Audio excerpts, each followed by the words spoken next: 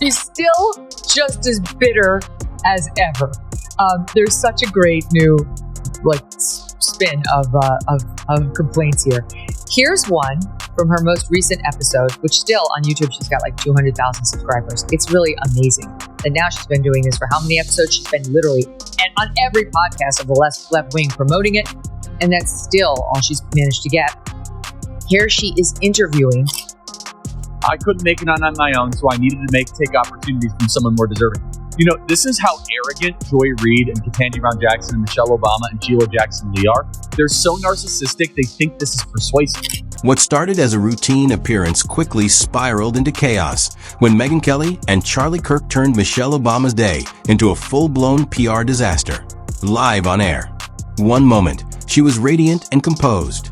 The next, the conversation exploded into a storm of sharp jabs, off-the-rails constitutional digs, and next-level shade. Charlie took a swing at her legacy that left viewers stunned, while Megyn's icy commentary cut even deeper. This wasn't just criticism. It was a televised roast for the history books.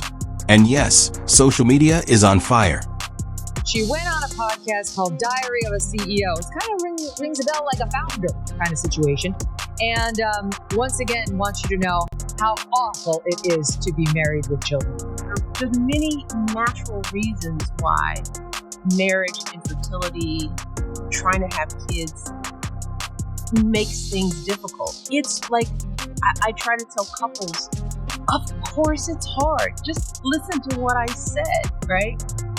It's probably, if you're having some issues in your marriage, it's not you, it's the process of marriage. Michelle Obama says, until recently, I've mourned the dimming of that hope. And maybe you've experienced the same feelings. Is that a pit in my stomach? A palpable sense of dread about the future? Now, look, Michelle Obama has well-documented anxiety problems. And it's very interesting. When they are not in control of political power, they get anxiety. Michelle Obama famously said, when they go low, we go high, but then chose the most opportunistic moments to drop a podcast, publish another memoir, and plaster her face across every store shelf like it's a flash sale in the self-promotion aisle. If there's anything more predictable than a Kardashian comeback, it's Michelle subtly positioning herself for a presidential run while insisting she's not interested, doing everything short of printing "Vote Michelle" on her yoga mat. I mean, this audience knows she never says anything positive. It is all complaints. So she goes on another podcast. She's promoting her show, so she's making the rounds. The Diary of a CEO podcast, and actually found a way to bitch and moan about how hard it is to live in the White House. When you walk through the store, keep your head held high. Meanwhile, in one of the louder corners of the internet, Megyn Kelly was sharpening her sarcasm like a weapon, ready to strike with polished precision. And then there was Charlie Kirk doing what Charlie does best, looking like a stock photo titled "Confused About Civics," and speaking as if he binge-watched PragerU with a side of caffeine and zero nuance. Michelle Obama, listen to this. And at this phase of my life, I'm in therapy right now because I'm transitioning. I'm 60 years old. I've finished a really hard thing in my life with my family intact. I'm an empty nester. My girls are in, they've been launched. And now for the first time, as I've said before, every choice that I'm making is completely mine. I now don't have the excuse of, well, my kids need this or my husband needs that or the country needs that. So how do I think about this next phase? Once again, speaking a reference to her time as First Lady negatively, and I'm transitioning. I mean, an interesting choice of words, given how the internet refers to her. Michelle Obama isn't running for president. Asterisk allegedly. Asterisk she's not campaigning supposedly. She just happens to be headlining stadium tours, signing Netflix deals, dropping documentaries, and launching books with titles like The Light We Carry. Because subtlety clearly died somewhere beneath a mountain of ghost-written memoirs. She's out here smiling like royalty on a comeback tour, all while insisting she's just a private citizen. Right. And Beyoncé's just a lounge act from Houston. And it's very interesting. When they are not in control of political power, they get anxiety. And being at the DNC, this for them is church. For them, this was a religious experience. Till recently, I have mourned the dimming of that hope. And maybe you've experienced the same feelings, that deep pit in my stomach, a palpable sense of dread about the future. It's so dark. And now she's saying, now I have hope because of Kamala Harris. The apocalyptic undertones of the Democrat Party is dramatic. And Megyn Kelly didn't waste a second. She came out swinging like she'd been counting down the days for a crack in the St. Michel armor. And let's be real, it's not that tough when the Obamas spent 8 years selling the idea that arugula, school lunches, and impromptu dance parties were pillars of national security. Who could forget when Michelle turned school cafeterias into quinoa detention centers? Pizza Fridays vanished overnight, replaced by kale-induced trauma. Childhood joy ended the moment the government handed out mandatory celery sticks. Listen to her talking about her 8 years in the White House. SOT 27. So I'm at this stage in life where I have to define my life on my terms for the first time. So what are those terms? And going to therapy just to work all that out. Like, what happened that 8 years that we were in the White House? What did that do to me? Yes. Internally, my soul, we made it through. We got out alive. I hope we made the country proud. My girls, thank God, are whole. But what happened to me? Oh my God. The utter privilege and how out of touch this person is. Charlie Kirk, never one to let a spotlight pass without inserting a hot take, chimed in with a kind of theory that sounds like it was brewed in a think tank made of energy drinks and conspiracy boards. According to him, Michelle Obama's entire public presence is just an elaborate op, carefully orchestrated to ease America into the Obama's political sequel. In Charlie's world, every cardigan is coded messaging, every podcast is a soft launch, and every speech is a dress rehearsal for a comeback tour. And honestly, he might be onto something.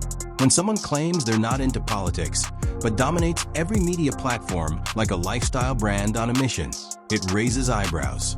Michelle's greatest sleight of hand is convincing half the country she's too classy for the game while playing it like it's her weekend gig.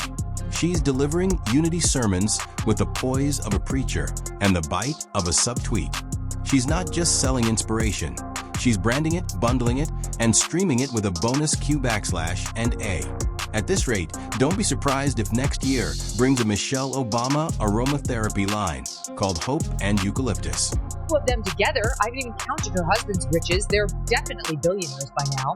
The house in Martha's Vineyard, which is, I think, $20 million out on the yachts. What happened to me? Why doesn't anyone think about what happened to me during my...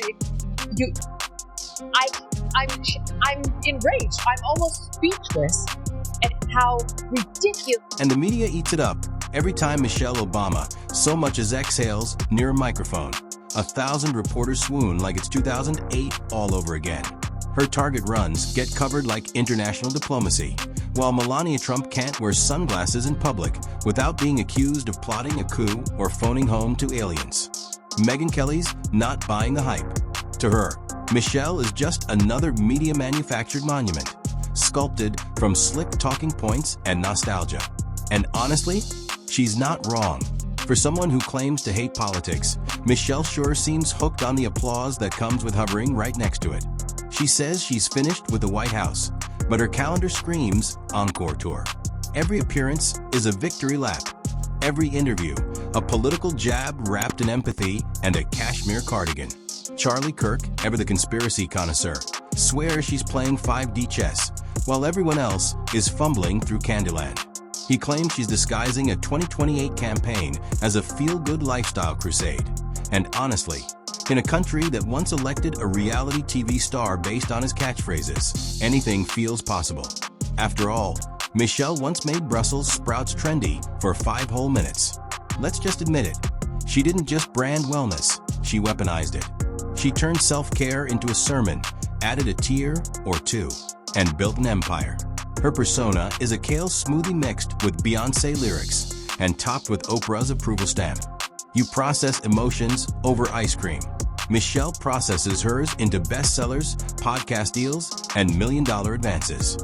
A great subject, which is like these rich and powerful people who are totally unaware of how people perceive them and how great their lives are and how little they should be complaining, period, never mind publicly. Which leads me to Michelle Obama. Every day she's dropped another negativity bomb on us, whether on her podcast or on someone else's podcast. Meanwhile, Megyn Kelly's not buying a single ounce of the Michelle Obama hype. She's seen this show before and refuses to clap along. She's the one kid in the crowd pointing out that the emperor has no clothes, or in this case, that Michelle has a full glam squad, a team of writers, and a PR engine spinning faster than a fidget spinner at a middle school talent show. Let's not forget the memoirs, plural, because apparently Michelle's story is too epic for just one volume. Coming soon, becoming even more, becoming forever, and eventually becoming the presidency you deserve, each complete with a deluxe box set, a reusable tote, a hope-scented candle, and a QR code for a 10-minute meditation narrated by Barack himself. While Michelle talks hope, Megyn talks hype, calling out the contradiction of preaching humility while cashing six-figure speaking checks and bemoaning America's celebrity obsession. That's like downing an entire cake and then scolding others for eating sugar. Michelle's playbook is clear. Never say exactly what you mean. Never mean exactly what you say. Just smile, hug a kid, mention unity, and disappear in a puff of lavender-scented virtue. And the crowd eats it up. Because if there's anything America loves more than a celebrity, it's a celebrity who insists they're just like us, while being anything but. Michelle Obama isn't just beloved. She's a masterclass in calculated charm, wrapped in Spanx, charisma, and strategic silence. Whining all the time and she's complaining. Again, I'm not trying to look at people's looks. That's not what I'm doing. I'm just saying the whole aura of it, to use a Gen Z term, is terrible. It's negative. It's just kind of her lamenting. Charlie Kirk, on the other hand, is shouting from the back, row like a guy who got kicked out of the prom and is still holding the corsage.